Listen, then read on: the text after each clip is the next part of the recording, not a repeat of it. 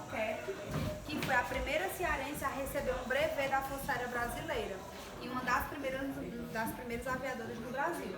O brevet é a permissão para você pilotar avião, né? No caso dela foram aeronaves de pequeno porte. Ela também se destacou como pilota, como motociclista, fez alguns trabalhos como dentista e assim, ela se destacou ainda mais nas ações sociais que ela realizava como irmã de caridade. Que mesmo ela fazendo tudo isso, mas ela se tornou irmã. Aqui tem uma foto dela já um pouquinho antes dela falecer, já mais de idade. Ela faleceu em 2022, com 96 anos. 2022 agora recente, né? Isso, ela faleceu acho que um mês depois que inaugurou aqui o museu. Ela ainda foi homenageada em vida, né? Ah, bacana. Aqui a gente tem o Danilo Marques Moura. Ele é um brasileiro que participou da Segunda Guerra Mundial numa missão na Itália. A aeronave na qual ele se encontrava foi atingida na época.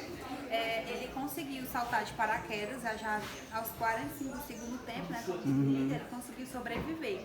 Ele, devido a essa queda, saiu muito machucado. Porém, a história dele é interessante porque ele conseguiu sobreviver dessa queda e nesse meio ele percorreu cerca de mais de 400 quilômetros para poder chegar até a base realmente dele, né? E ele conseguiu fazer todo esse percurso passando em meio a tropas inimigas. Alguns relatos na história contam que ele caminhou, inclusive, ao lado de soldados nazistas, e eram inimigos dele e em nenhum momento desconfiaram que ele era de outro lado, né? Passou desapercebido. Isso. Ele emagreceu muito, né? Cerca de 15 quilos.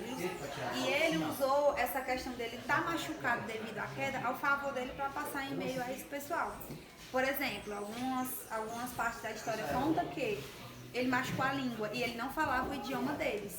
Mas ele passou no meio deles, ele gesticulava e dava uma enroladazinha para conseguir transmitir o que ele estava querendo dizer. Aí ele mostrava que estava machucado, não tinha como, né, se comunicar de fato. E aí ele conseguiu usar isso ao favor dele para passar em meio deles. Fez boa parte do percurso também de bicicleta, que tem um mapinha que mostra um pouquinho. E aí quando ele estava próximo a chegar, né, à fronteira, ele foi acolhido por um grupo de resistência que deu alimentação a ele e conseguiu documentos falsos para que ele conseguisse ultrapassar a fronteira e chegar realmente aonde estavam os dele.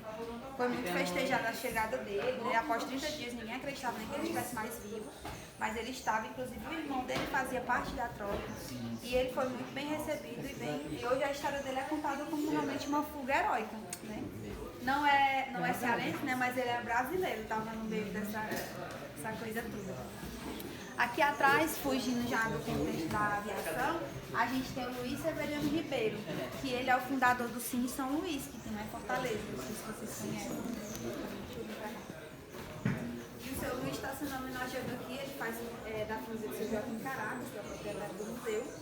E eles hoje são donos de uma das maiores redes de cinema do país, que é a rede Kinoplex. Nós temos aqui a poltrona original da época de 1958.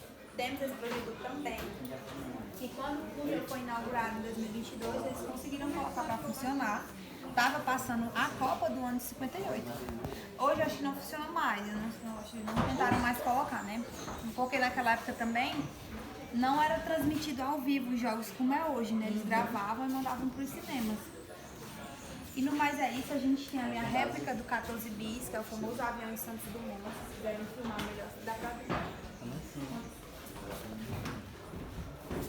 É o avião Santos Dumont. Esse avião vai se mudar para essa casa ao lado, não sei se vocês já foram lá. Já. Pronto, ele vai se mudar para lá porque a casa está aberta à visitação faz pouquinho tempo.